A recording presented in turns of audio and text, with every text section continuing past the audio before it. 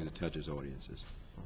How does it feel to be back on stage after? I think this week it feels good. Last week I was wondering why in the hell was I doing this? No, I can't use profanity. Why was I doing it last week? Hell is criminal. It was so difficult.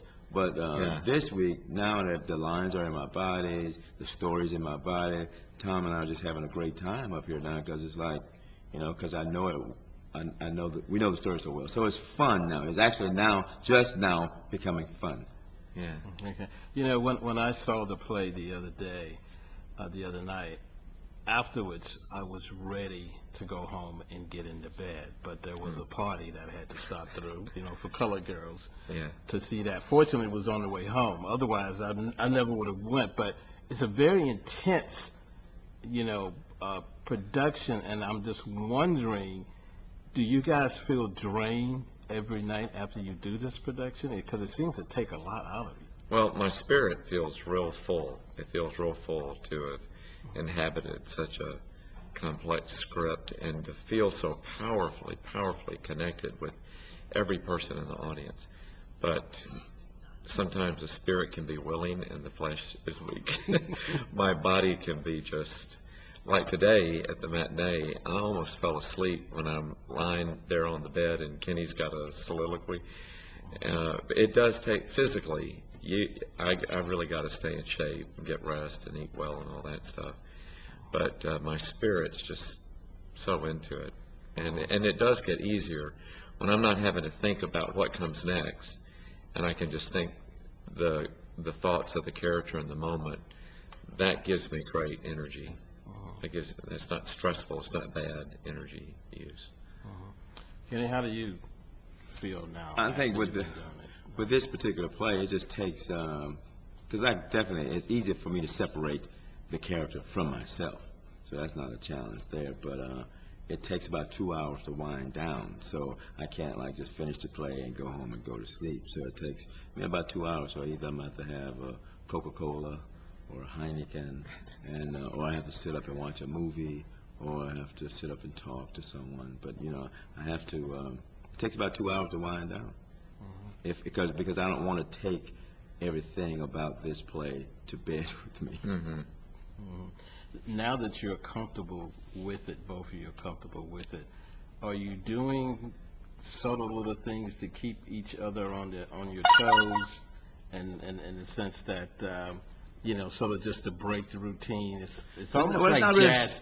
Jazz, you know how jazz musician leaders would do? They would do different things every night to kind of keep them sharp. So are you guys doing anything like that? I mean, I think every night with Tom it's a new performance. So I approach acting like that anyway. It's improvisational. Some days you might have a stomach ache. Some days it might be somebody in the audience might be coughing. Sometimes Tom might do a subtle thing with his eye that made me respond another way. So it's fun every night. You really don't know what is going to happen from one moment to the next, other than we're going to say the lines, Or like the other night, the umbrella broke. So we had to improvise like, wow. It broke while he was beating you? Yeah. No, it broke before he broke. Before he broke. So we made. Then today, we pulled the umbrella. It was a new umbrella. So I was like, oh, we got the jumbo umbrella today. So you just throw in some things to show that you're still alive. You don't take anything for granted.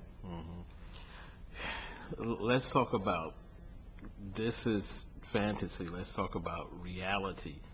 The difficulty of doing good theater, any theater, in these economic times.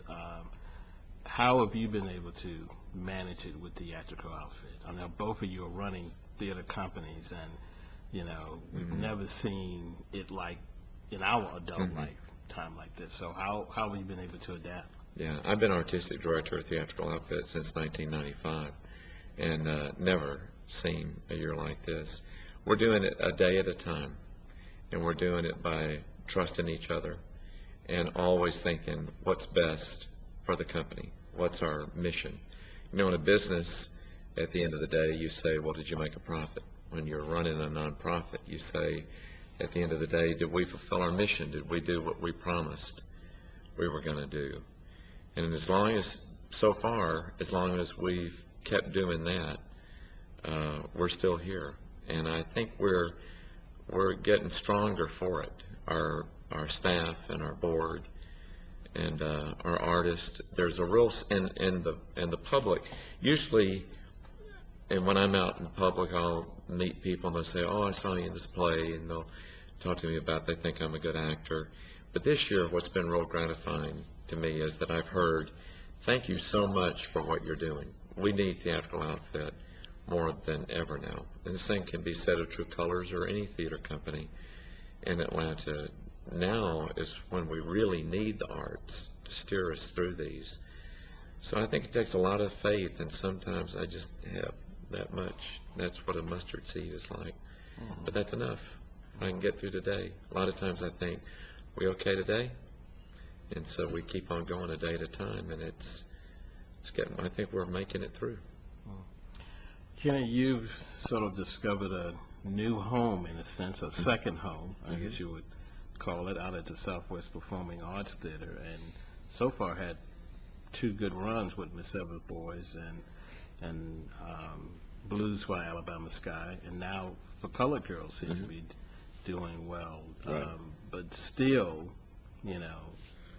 Well, I don't think there's a lack of, I don't think the arts are catching it any harder than any other part of our society. You know, this is the thing we're going through, and it's a time for us to discover those other values or other things about ourselves. So, and I think that people are showing that they want to come out and see great theater. You know, we got, you know, with this play and my other play, we got 2 plays running at the same time. You know, we're co-producing this one and we're doing that one. But I think that, you know, hundreds of people are going to the theater in Atlanta every night. You know, they got folks coming to the play over at Horizon. And so the thing is, we just need that, because of the stock market, a lot of corporations haven't been able to support the nonprofits like they have in the past. And that is what is a huge challenge for Tom and myself, you know, because you can't replace, you know, usually you have $50,000 or $100,000 sponsorship on each show, but that's gone. So everything is living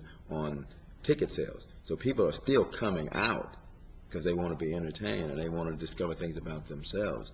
So that part is working, but we just have to stay the course until this, you know, this corporate world can turn back around, or we have to, because those corporate worlds also, those are people that form those corporations. So those people in our community who get their money through those corporations, then their portfolios are down too. So personal giving is down, corporate giving is down because people's portfolios are down. But in terms of people who want to see theater, they are still coming out. They're still selling out shows, you know, and that's a great thing. So I think that if we can just hold on and manage and do what we're supposed to do for the next 12 to 18 months, then I think everything will turn around.